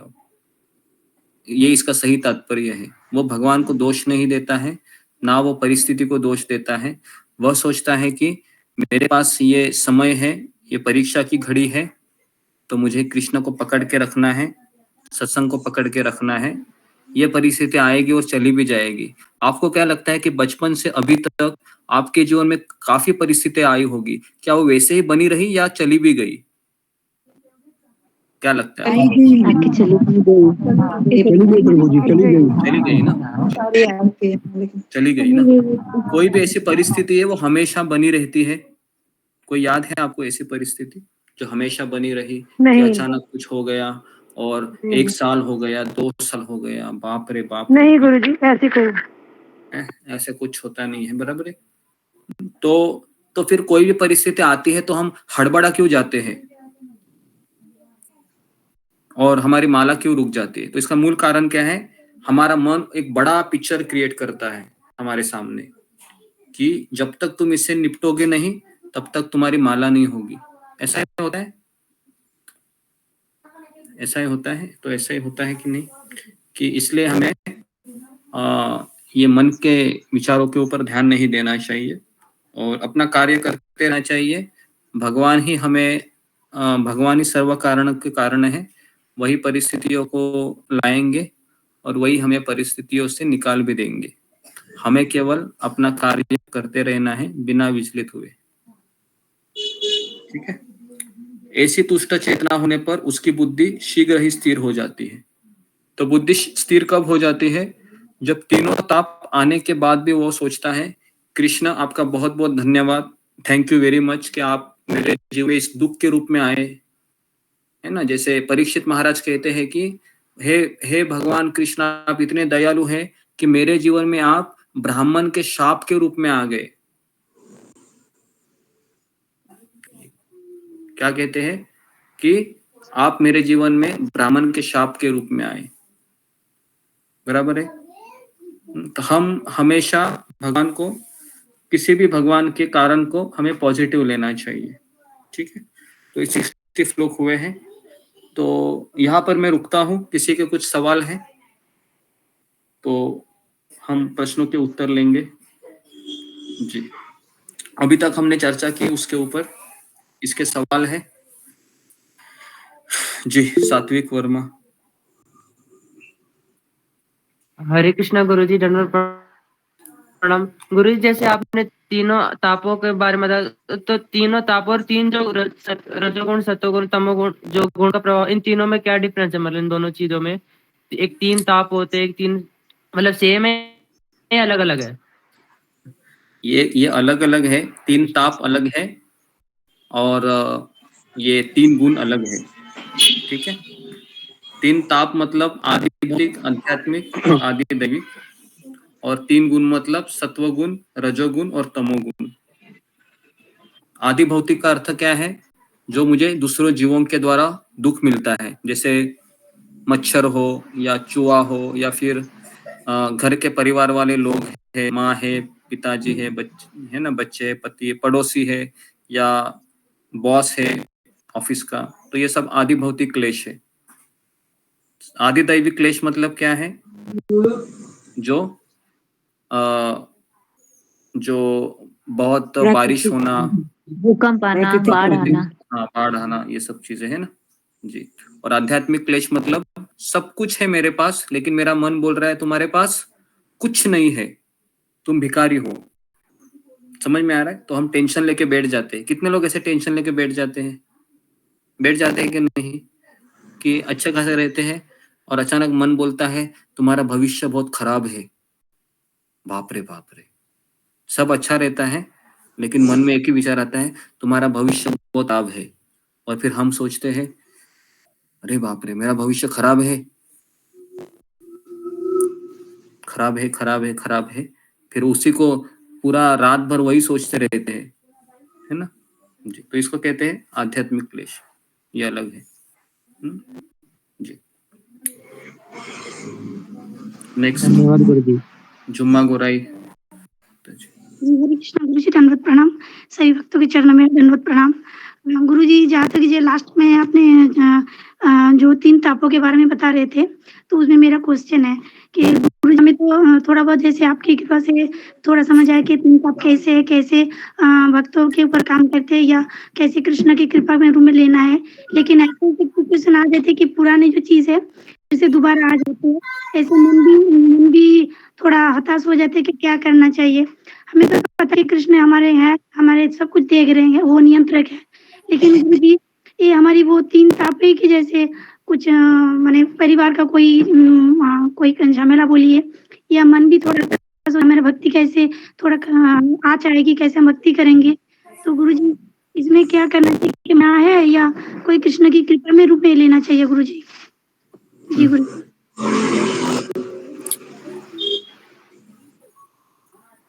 जी। देखिए, हर परिस्थिति हमारे जीवन में जो हमने एक सेमिनार लिया था, याद है कि दुनिया कहती है कि समस्याओं से दूर भागो, है ना, और गीता कहती है समस्या को अवसर के रूप में देखो या उसे सीखो करके। ऐसा कुछ सेमिनार लिया था, याद है सबको? एक महीना जी गुरु जी, समस्या का सामना, जी गुरु जी, समस्या से भागो नहीं, उसका सामना करो। हाँ, तो जी, तो ये हमने ऊपर सेमिनार लिया था, है ना। तो आपने उसमें सुना होगा कि समस्याओं को हम रोक नहीं सकते हैं, और खास करके कोर्ट कचहरी है और पुलिस के जो चक्कर में जो रहते हैं ना, वो बहुत इष्ट होते हैं ना। और रूप गोस्वामी लिखते हैं कि जिस व्यक्ति का जन्म है अपाहिज के रूप में होता है, नंबर 1, नंबर 2 जिसको बहुत क्रॉनिक डिजीज है, बहुत बीमार है, उसको ऐसी बीमारी की वो जल्दी अच्छा ही नहीं हो रहा है वो। तीसरा है जिसको कोर्ट कचहरी के चक्कर ज्यादा होने पड़ते हैं। और चौथा है जिसको एजुकेशन नहीं मिला अच्छा से। तो ये सब रूप गोस्वामी लिखते हैं कि उसके पिछले जन्म के बहुत बुरे कर्म है। तो ये मैं बता रहा हूँ आपको, है ना। अगर ये हमको अगर होगा ऐसे कोई, तो समझने का कि ये हमारे पिछले जन्म का बहुत बड़ा ये है। तो हम इसमें क्या कर सकते हैं? देखिए, हम इसमें से कितना भी बाहर निकलने की कोशिश करें, निकलना तो कोशिश करना चाहिए, लेकिन एक हमें सोचना चाहिए कि ये सब मेरे प्रारब्ध है, तो ये सब तो चलता रहेगा। तो कृष्ण की इच्छा तब कृष्ण इससे निकालेंगे मुझे, लेकिन मैं अपना प्रयास करती रहूंगी और साथ साथ भगवान को पुकारती रहूंगी, भगवान का नाम लेते रहूंगी, है ना। तो ये झुम्मा गोराई, सुषमा गोराई दोनों बहनें हैं, 1.5 साल से सत्र में आ रहे हैं, है ना। 1.5 साल होने को आए इनको। बहुत रेगुलर है दोनों भी बहनें, हमेशा 4 बजे आते। एक दिन मैंने इनको देखा नहीं है, ये नहीं आए, है ना। बहुत सिंसियर ये दोनों बहनें हैं, दोनों बार यात्रा में भी आए थे, है ना। इनके जीवन में बहुत कष्ट भी है, लेकिन फिर भी आ रहे हैं ना। तो ऐसा एग्जाम्पल है, देखने को नहीं मिलता है इस्कॉन मंदिर में भी, है ना। मैंने ऐसा मुझे दिखाने की कोर्ट कचहरी चल रहा है, ये सब हो रहा है, फिर भी सुबह 4 बजे दोनों लॉगिन होते ही होते, है ना। तो बाकी लोगों की एक शिक्षा है ये कि सब इतने के बाद भी हो रहा है ना। हरी बोल माता जी।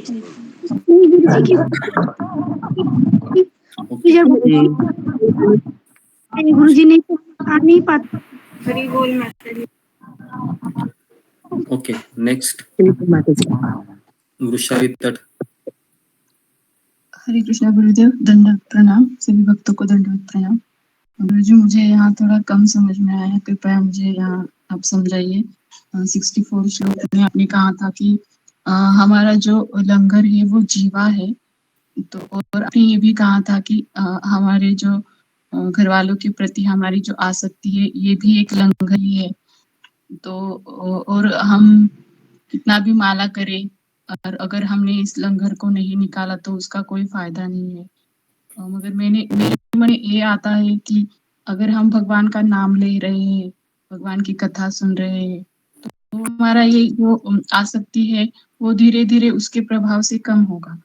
तो मुझे यहाँ बताइए कि क्या शरीर का लंगर अलग है और आत्मा का लंगर अलग है? तो हमें ज्यादा किस पे फोकस करना है कि हमारी जो मतलब लंगर दीवा है या आसक्ति है? मैंने ये एग्जांपल ये दिया था कि हमारी इंद्रियों को नियंत्रण करने का लंगर हमारा जिह्वा है ना। जिह्वा से हमारी सारी इंद्रियां नियंत्रित होती है। ये तो एक स्थूल रूप हो गया, लेकिन एक सूक्ष्म रूप क्या है इसका? सूक्ष्म है कि हम भक्ति में आगे बढ़ना चाहते हैं, लेकिन हमारी आसक्ति हमको पीछे खींचती रहती है। तो कौन कहेगा अभी कि मैं इतनी बार गीता की क्लास सुनी हूँ, मैं माला भी कर रही हूँ, लेकिन फिर भी मुझे ऐसा लगता है कि मैंने अभी तक लंगर नहीं उठाया है। कितने लोगों को ऐसा लगता है? तो बहुत लोगों को लगता होगा ना कि मेरे आसक्ति तो अभी भी है, लेकिन एटलीस्ट हम उस मार्ग पर चल रहे हैं, बराबर है। मैंने हमेशा ये केरी और आम का वाला उदाहरण दिया था, याद है आपको? आम और केरी का उदाहरण। तो जी, तो अभी हमारा कैसा है, हमको एटलीस्ट इतना तो पता चला है ना कि मैंने लंगर उठाया नहीं है, बराबर है। ये भी तो एक एजुकेशन ही है ना, कि ये पता चलना कि ये लंगर होता है, ये लंगर को मुझे निकालना है ना। फिर मुझे इसको धीरे धीरे निकलना है। तो इससे हम एक तरीके से आगे बढ़ रहे हैं, लेकिन एक समय ऐसा आएगा, जैसे हयग्रीव प्रभु का मैं एग्जांपल देता हूँ। अभी हयग्रीव प्रभु जब शील प्रभुपाद से मिले थे, तो उनको पता था कि मुझे बहुत अच्छे गुरु मिले हैं, लेकिन उनको ये भी पता था कि मेरे अंदर की जो आसक्तियां है वो मुझे बहुत हैरान कर रही है। लेकिन उनको पता था कि ये मेरा लंगर है, इसको निकालना है मुझे। लेकिन एक समय ऐसा आ गया कि भगवान ने उनको कहा कि अभी तुमको लंगर उठाना ही है। तो भगवान ने फिर क्या दिया हमको? कैंसर दे दिया, बराबर है। कैंसर देते समय उन्होंने सारा चीज खुल गया, उनको पता चला कि अभी मेरे पास केवल 2 महीना ही है, और 2 महीने में वो हमेशा प्रभुपाद जी को याद कर रहे थे कि मेरे पास इतना समय था, मुझे मेरे आध्यात्मिक गुरु बहुत प्रेम कर रहे थे। हमेशा प्रभुपाद जी कीर्तनानंद महाराज को कहते थे कि मेरा हयग्रीव कहाँ है, क्योंकि उनको छोड़कर चला गया था वो। और जब हयग्रीव को पता चला उस 2 महीने में जब उनको कैंसर हुआ था, तो इतना रो रहे थे, वो इतना रो रहे थे कि मैं मेरे गुरु की इतनी अच्छी सेवा कर सकता था, लेकिन मैं नहीं कर पाया। तो ये एक रिग्रेट मुझे बहुत सता रही है, राधानाथ महाराज को वो कह रहे थे, है ना। तो इसलिए ये लंगर, ये तुरंत निकलना कठिन ही है, लेकिन एटलीस्ट हमें उस मार्ग पर चलना चाहिए, ठीक है। ओके जी, ओके। नेक्स्ट शीला मोखाले, कोई क्वेश्चन है जी? नेक्स्ट गुरुजी पंचांग प्रणाम। गुरुजी मेरा ये प्रश्न है कि इतना सब कुछ सुनने के बाद भी हम लोग ये क्यों नहीं मान पाते कि मैं आत्मा हूँ, शरीर नहीं? फील ही नहीं क्योंकि हो पाता आत्मा है ये कि करोड़ों जन्म से अपने आप को शरीर मान के चल रही है। करोड़ों जन्म क्या, बहुत सारे जन्म होंगे कि हमने केवल मजा मस्ती ही किया है, कभी भगवान को पुकारा नहीं है, कभी गुरु की शरण नहीं ली है। तो इसलिए इस आत्मा के ऊपर बहुत बड़ा एक रंज चढ़ा हुआ है। क्या बोलते हैं उसको, जो लोहे के ऊपर चढ़ता है ना, गंज, गंज कहते हैं ना उसको, जंग गंज, जंग जंग कहते हैं जंग कहते हैं गुरुजी, जंग। जी जी जी, जंग, जंग चढ़ा है आत्मा के ऊपर। तो वो जंग हटाना पड़ेगा ना पहले। क्या लगता है आपको, जंग हटेगा तभी तो हम भगवान से चिपक जाएंगे। तो अभी जंग हटाने के लिए क्या करना होगा, सुबह हमको जल्दी 4 बजे उठना होगा, तो पता है थोड़ा सा फिर जंग हटेगा, है ना। एक बार आदिनाथ महाराज कह रहे थे कि हमारे अनर्थों का पहाड़ इतना है, इतना है, तो उन्होंने एक उदाहरण दिया कि अगर उनको बकेट दूं, ध्यानपूर्वक सुनिए, अगर मैं आपको बकेट दूं और कहूं कि समुद्र के पानी को आपको खाली करना है, क्या ये पॉसिबल है? नहीं। ये पॉसिबल है कि मैं एक बकेट से समुद्र का पानी को खाली करूं, है ना? नहीं है ना। तो महाराज कहते हैं कि वो एक बकेट के पानी से शायद तुम समुद्र खाली करोगे, लेकिन तुम्हारे अनर्थ नहीं निकलेंगे।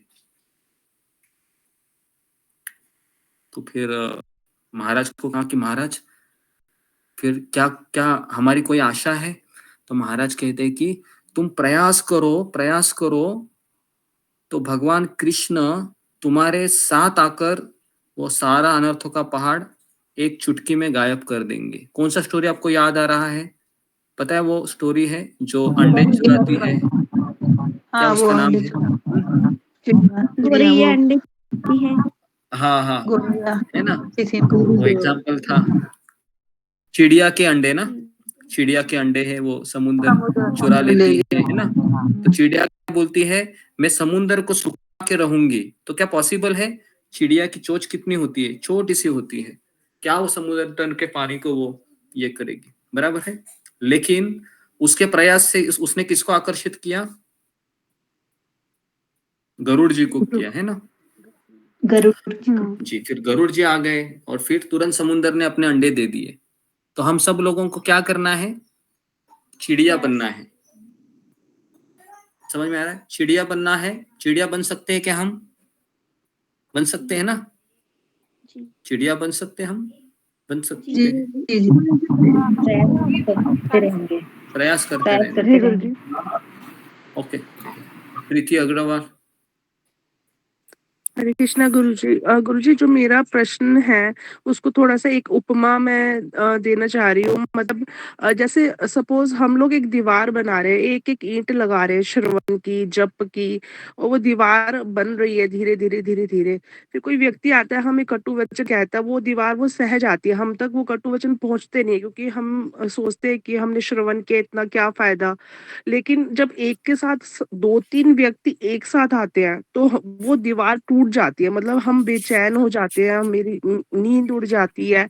और फर्क ये रहता है कि उन्होंने समक्ष बोले हैं कटु वचन, मतलब अकारण, मैं उसका मन में आंसर करती हूँ कि उन्होंने ये कहा तो ये आंसर है। मैं उनके सामने नहीं बोल रही हूँ, लेकिन मैं अपने मन में उनको आंसर कर रही हूँ।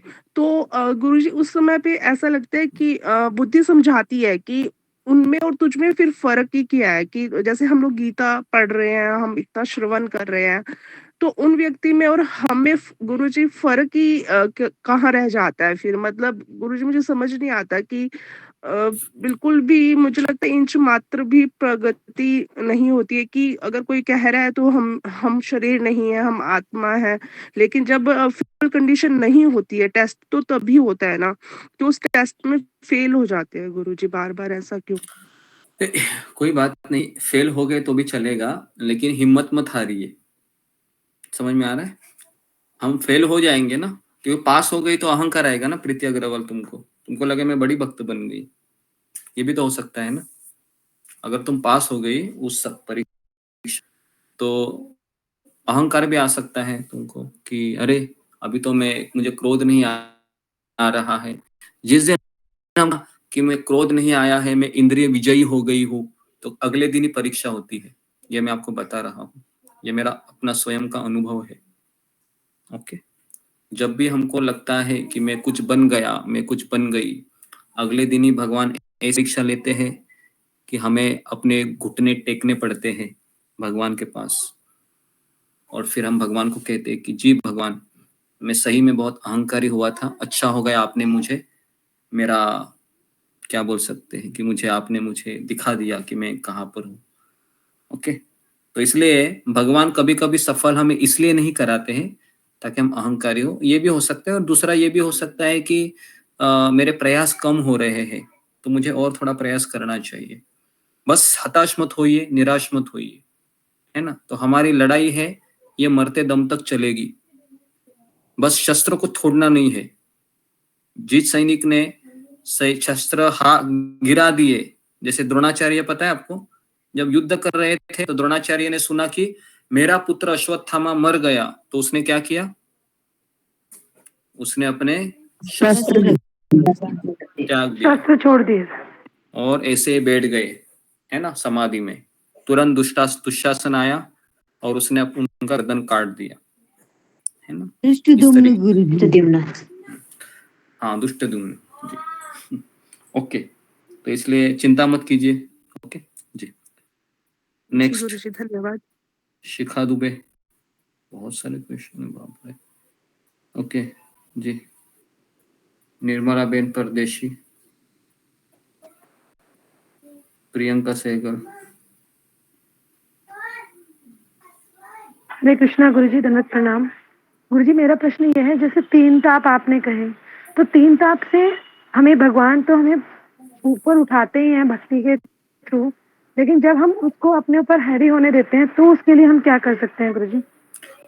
जैसे सुख दुख हमारे जीवन में आते ही हैं, तो इस चीज से हम कैसे और ऊपर, मतलब जैसे हम कृष्ण की और क्या कर सकते हैं जो हम इससे ऊपर आ जाए?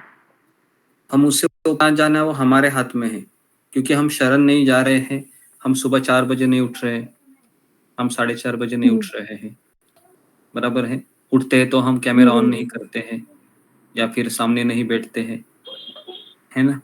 तो ये यहाँ तो सुधरना चाहिए पहले ना हमें, बराबर है ना, तब जाके फिर कुछ हो सकता है, बराबर है ना। जी मैं प्रियंका से जी गुरुजी, जी गुरुजी मैं प्रयास कर रही हूँ गुरुजी पूरा। जी जी, प्रयास हरे करती कृष्ण रहो। गुरुजी। ओके, हरे कृष्ण। नहीं गुरुजी, मैं पूरा प्रयास कर रही हूँ गुरुजी, आपके चरणों में कोटि कोटि नमन। Okay, next Sujata Mahapatra.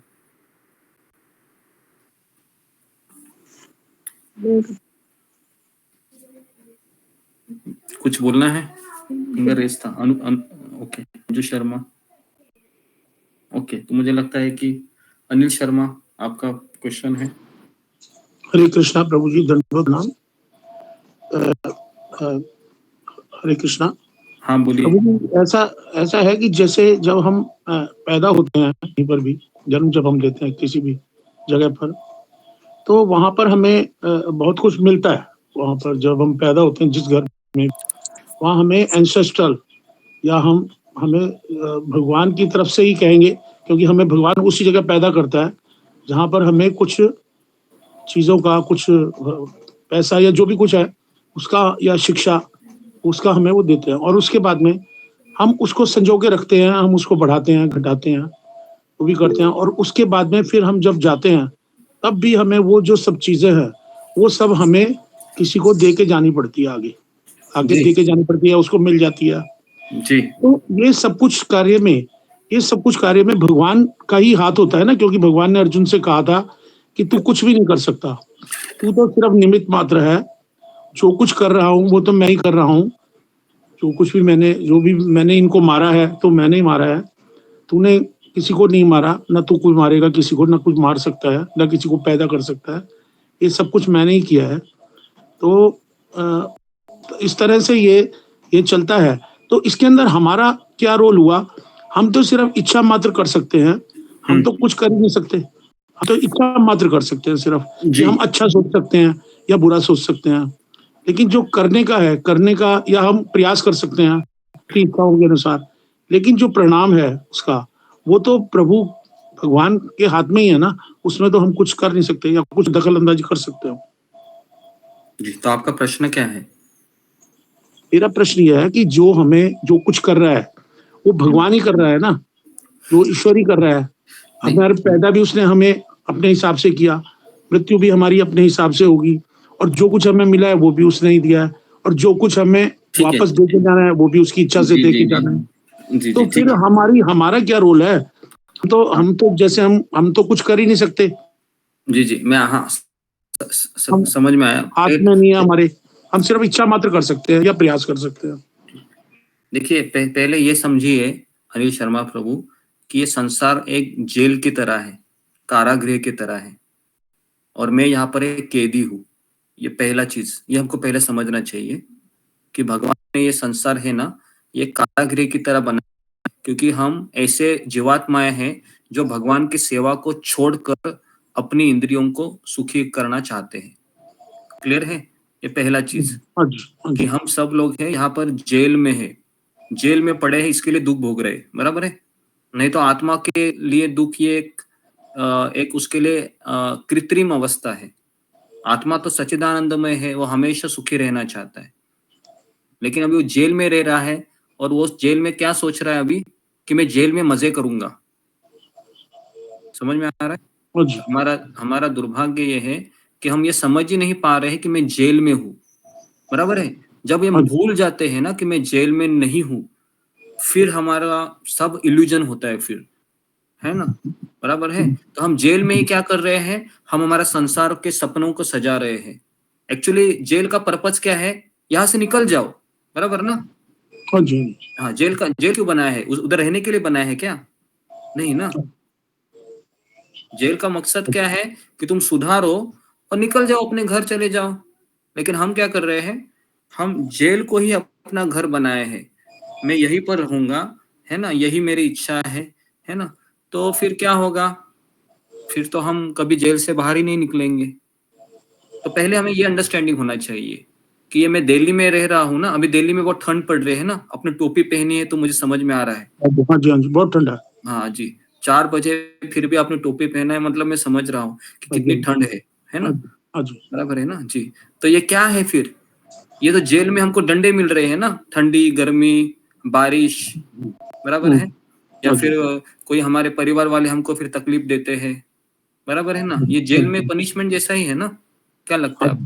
ये सब पनिशमेंट के जैसा ही है। तो पहले हमें ये समझना चाहिए कि मुझे जेल में दंडे पड़ रहे हैं, तो दंडे इसलिए पड़ रहे हैं क्योंकि मैं सुधर नहीं रहा हूँ, मैंने भगवान का आश्रय नहीं लिया है अभी तक, बराबर है? तो जब मैं भगवान का आश्रय लूंगा तो जेलर ही बोलेगा कि चलो अनिल शर्मा जी, अभी आपका सजा खत्म हो गया, चलो अभी आप वैकुंठ धाम चलो, है ना, चलो हम आपको लेने के लिए आए हैं। समझ में आ रहा है? हाँ, तो ये पूरा पिक्चर है अभी। तो इसको हमको, है ना, इसको हमको देखना, जब भी हमको दंडे मिले समझना चाहिए कि मैं जेल में रहकर मैं मजा कर रहा हूँ, तो भगवान मुझे पनिश कर रहे हैं, कि इसमें से मैं थोड़ा सा भी अपने भगवान की शरण ले लूं करके। और हमारे पास वही एक रास्ता है। क्या जेल से निकलने का कोई दूसरा रास्ता हो सकता है? बताइए, जेल से निकलने का एक ही रास्ता है ना, हाँ कि जी, मैं जेलर को संतुष्ट करूं या हाँ फिर जी, हाँ सरकार जी, के हाँ आज्ञा जी, का पालन करूं। हाँ जी, हाँ जी, हाँ जी, बराबर, ठीक है हाँ जी, हाँ जी। जी।